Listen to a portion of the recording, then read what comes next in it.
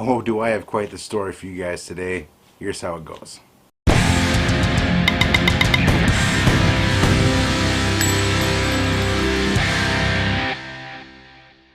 So yesterday I was working on a project in the backyard and I had lost a machine screw somewhere in the grass. Couldn't find the thing. My wife suggested that I go and get my metal detector in order to find it. Now this is a very cheap low-end metal detector. I swear I couldn't have paid more than $40 for the thing. Anyways, I found the screw I was looking for, set aside the metal detector, and resumed my project. About 3 minutes later, my son Jonathan comes out. He sees the metal detector and starts playing around with it. It did not take him long for him to run into the garage, grab a garden trowel, and start reshaping my lawn. So he was on his second hole, and I had just got done telling him that he needed to fill these holes back in as he went, when he said, "Dad, look, I found something. Is this a bullet?" I told him, well, it looks to be a little bit big for a bullet. It was most likely an old tool, like a plumb bob, that was used to build our house. If it was a bullet, it was one that I hadn't seen before. But it really did have that armament look to it, so I decided to clean it up and see what we had. The only part that came clean well was this band right here. Luckily, that's where the identification markers were.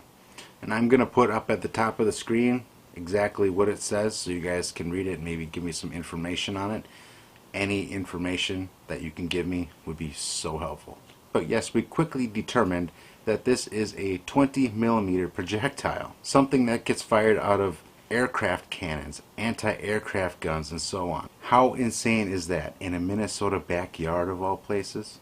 So let me put this into perspective how big this thing really is, okay? This right here is a 30-06 round. It's widely used for big game hunting. Up here we have the bullet, and here is the casing with powder inside. It is exactly the same height as this 20mm projectile, except for one big difference. This here is just the projectile. On here, the projectile is only up here. So this had a shell casing on it too, which was absolutely huge. See this ring? Below here is where the casing would start, and it would go down. So yes, this projectile here is absolutely massive. So there's two possible ways that this could have gotten 3 inches underneath my lawn, okay? During World War II, there were several ammunitions factories nearby where I live. It's possible that a worker could have pocketed this and then dropped it in a farm field. Then 25 years later, my house would have been built in that location. The other possibility is that the Navy operated an airstrip near where my house stands during World War II. They used it to train their pilots. And it just so happens that my grandfather went to a school that was nearby this Navy airstrip. So, of course, I had to give him a call, right? Well, he reminded me that he was only in 1st grade at the time, so he doesn't remember too much. All he really remembers was seeing the yellow Navy planes take off and land, and was paying more attention to them than his schoolwork. He doesn't really remember if they were doing any sort of target practice or anything like that, but he did say that where my house stands today was farmland that was adjacent to the Navy training grounds, and they could have had a gunnery range set up there. Honestly, I don't know what something like this looks like after it hits the dirt, so I don't really know if it's been fired or not. Kind of difficult to say. It's pretty beat up. It could be from age too. I mean, who knows how many times a plow hit it, right?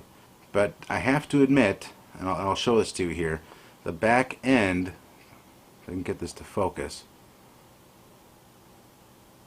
the back end looks to be awfully scorched up, more so than the rest of it. Either way, it's been right by my back door in the ground for about 75 years or so. The bigger and more serious question that I have about this projectile is if it's safe or not. While I was researching 20mm projectiles, I was finding that a lot of these were made as incendiary rounds. Google isn't really helping me too much on this matter, so I have been reaching out to some people that could help me on this. If you have any information on this, please share it in the comments below. I really want to know.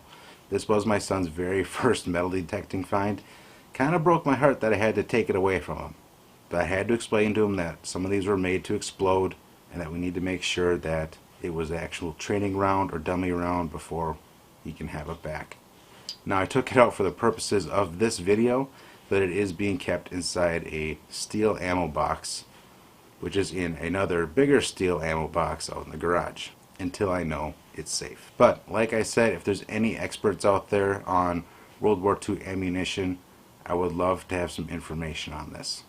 I really would. Please leave your comment below. I would appreciate any info you have. With the information that I currently have, I'm kind of leaning toward training round, but I need to be absolutely certain. No matter what happens with this though, I'm pretty sure I see a metal detecting hobby in my son's future.